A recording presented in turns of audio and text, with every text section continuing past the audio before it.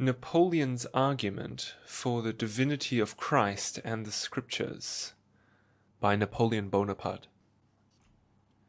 Napoleon's argument for the divinity of Christ and the Scriptures in a conversation with General Bertrand at St. Helena.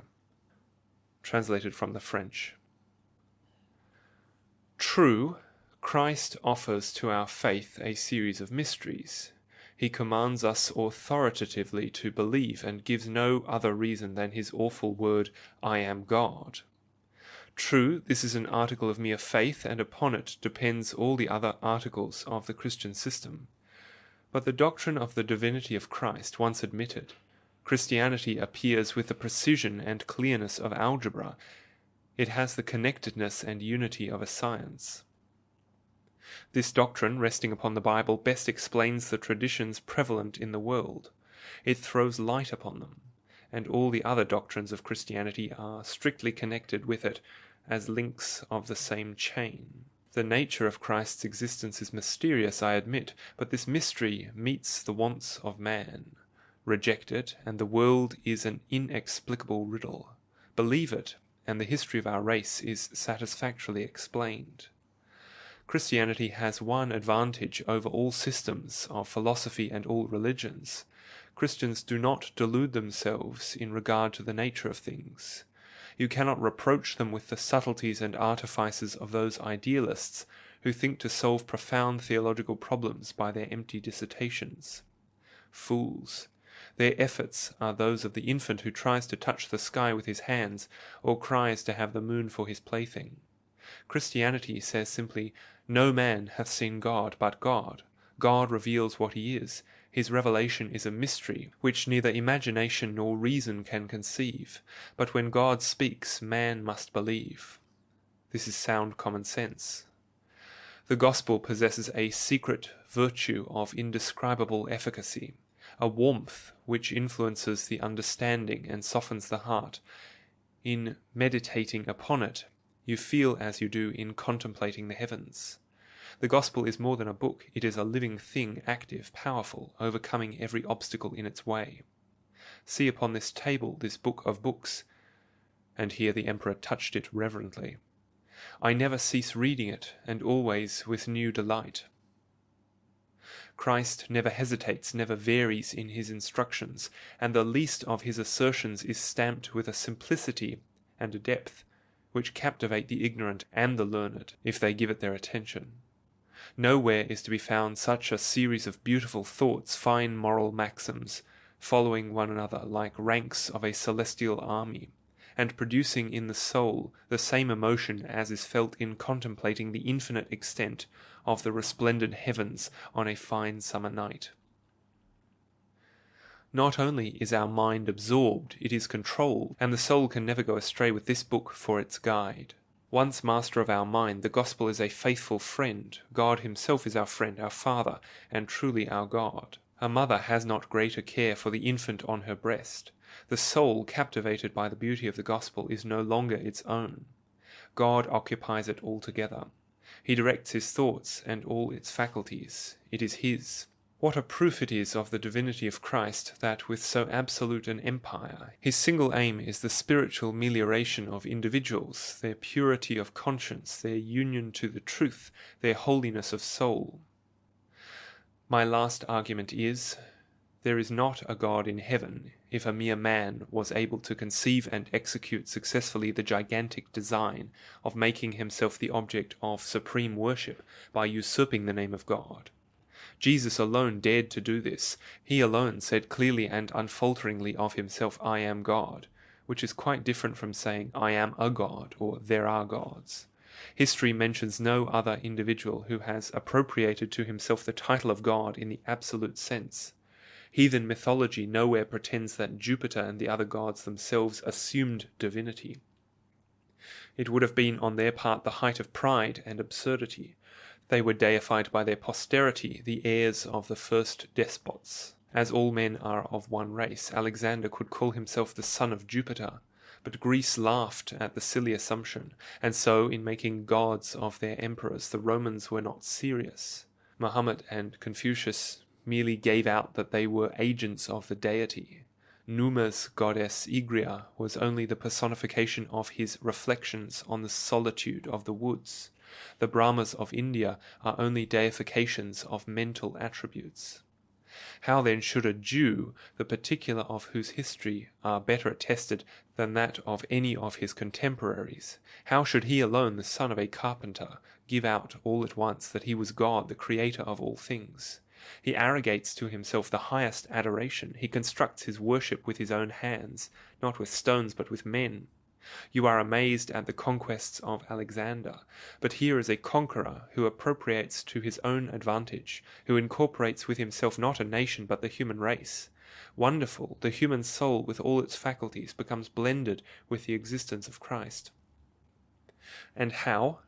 By a prodigy surpassing all other prodigies, he seeks the love of men, the most difficult thing in the world to obtain. He seeks what a wise man would fain have from a few friends, a father from his children, a wife from her husband, a brother from a brother. In a word, the heart. This he seeks, this he absolutely requires, and he gains his object. Hence I infer his divinity. Alexander, Caesar, Hannibal, Louis XIV, with all their genius, failed here. They conquered the world and had not a friend. I am perhaps the only person of my day who loves Hannibal, Caesar, Alexander. Louis XIV, who shed so much lustre upon France and the world, had not a friend in all his kingdom, not even in his own family. True, we love our children, but it is from instinct, from a necessity which the beasts themselves obey. And how many children manifest no proper sense of our kindness and the cares we bestow on them? How many ungrateful children! Do your children, General Bertrand, love you? You love them, but you are not sure of being requited. Neither natural affection nor your kindness will ever inspire in them such love as Christians have for God. When you die, your children will remember you, doubtless while spending your money, but your grandchildren will hardly know that you ever existed. And yet you are General Bertrand, and we are here upon an island where all your cares and all your enjoyments are centered in your family. Christ speaks, and at once generations become his by stricter, closer ties than those of blood, by the most sacred, most indissoluble of all unions. He lights up the flame of love which consumes self-love, which prevails over every other love. In this wonderful power of his will, we recognize the word that created the world. The founders of other religions never conceived of this mystical love, which is the essence of Christianity and is beautifully called charity. Hence it is that they have struck upon a rock, in every attempt to effect this thing, namely to make himself beloved. Man deeply feels his own impotence. So that Christ's greatest miracle undoubtedly is the reign of charity. He alone succeeded in lifting the heart of man to things invisible, and in inducing him to sacrifice temporal things. He alone, by influencing him to this sacrifice, has formed a bond of union between heaven and earth.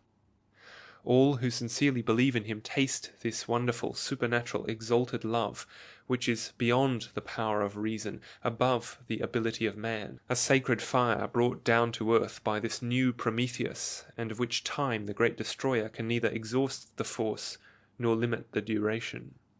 The more I, Napoleon, think of this, I admire it the more, and it convinces me absolutely of the divinity of Christ. I have inspired multitudes with such affection for me that they would die for me. God forbid that I should compare the soldiers' enthusiasm with Christian charity, which are as unlike as their cause. But after all, my presence was necessary, the lightning of my eye, my voice, a word from me, then the sacred fire was kindled in their hearts. I do indeed possess the secret of this magical power which lifts the soul, but I could never impart it to anyone. None of my generals ever learnt it from me, nor have I the secret of perpetuating my name and love for me in the hearts of men, and to effect these things without physical means. Now that I am at St. Helena, now that I am alone, chained to this rock, who fights and wins empires for me? Where are any to share my misfortune, any to think of me? Who bestirs himself for me in Europe? Who remains faithful to me? Where are my friends? Yes, 2 or 3 of you, who are immortalized by this fidelity, ye share, ye alleviate my exile." Here the emperor's voice choked with grief.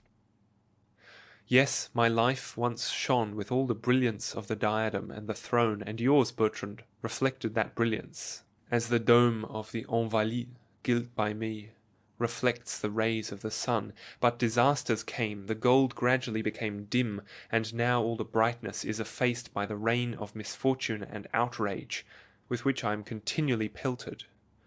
We are mere lead now, General Bertrand, and soon I shall be in my grave. Such is the fate of great men. So it was with Caesar and Alexander, and I too am forgotten, and the name of a conqueror and an emperor is a college theme. Our exploits are tasks given to pupils by their tutor, who sits in judgment upon us, awarding us censure or praise. How different the opinions formed of the great Louis XIV! Scarcely dead, the great king was left alone in his solitary chamber at Versailles, neglected by his courtiers and perhaps the object of their ridicule. He was no more their master. He was a dead body in his coffin, the prey of a loathsome putrefaction. And mark what is soon to become of me, assassinated by the English oligarchy. I die before my time, and my dead body too must return to the earth to become food for worms. Such is soon to be the fate of the great Napoleon. What a wide abyss between my deep misery and the eternal kingdom of Christ, which is proclaimed, loved, adored, and which is extending over all the earth. Is this death? Is it not life, rather? The death of Christ is the death of a God." The emperor paused, and as General Bertrand did not answer, the emperor resumed, "You do not perceive that Jesus Christ is God? Then I did wrong to appoint you general." The above is translated from a French tract printed in Paris with the title Napoleon.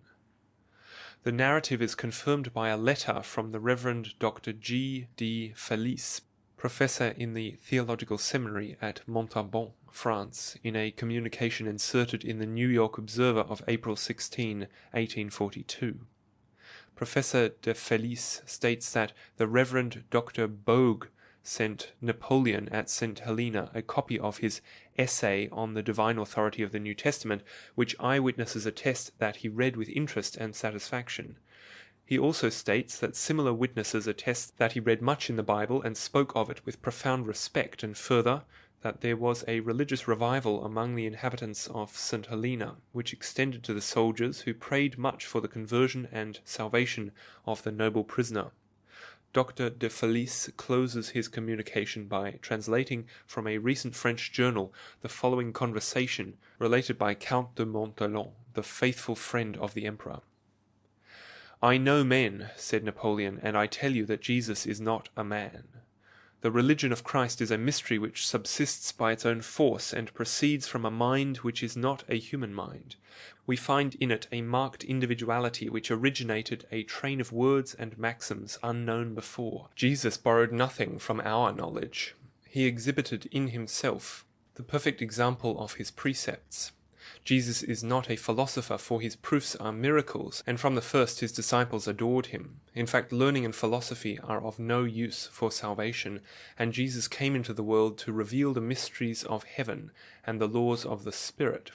Alexander, Caesar, Charlemagne, and myself founded empires, but upon what did we rest the creations of our genius? Upon force. Jesus Christ alone founded his empire upon love, and at this hour millions of men would die for him. It was not a day or a battle which achieved the triumph of the Christian religion in the world. No, it was a long war, a contest for 3 centuries, begun by the apostles, then continued by the flood of Christian generations. In this war all the kings and potentates of earth were on one side. On the other I see no army but a mysterious force, some men scattered here and there in all parts of the world, and who have no other rallying point than a common faith in the mysteries of the cross. I die before my time, and my body will be given back to the earth to become food for worms. Such is the fate which so soon awaits him who has been called the great Napoleon. What an abyss between my deep misery and the eternal kingdom of Christ, which is proclaimed, loved, and adored, which is extending over the whole earth! Call you this dying? Is it not living rather? The death of Christ is the death of a God. End of Napoleon's argument for the divinity of Christ and the Scriptures, by Napoleon Bonaparte.